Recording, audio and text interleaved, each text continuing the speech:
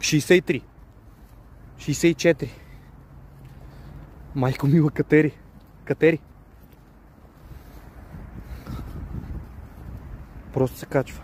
Значи в този акаунт съм вкарал в трейдинг акаунта. Значи в Binance имаш два акаунта. Единият ти е трейдинг, в който търгуваш с leverage.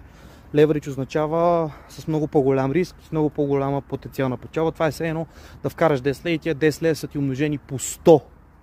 Демек ти отваряш трейд 1000 лева, което означава, че ако тръгне нагоре, ще направиш много пари, но ако тръгне надолу, може да изгубиш много пари много бързо.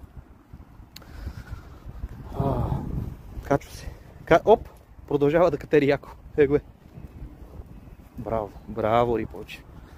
Давай, катери.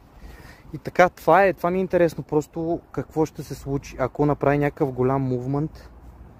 Едни $10 мисля, че са възможни. Значи,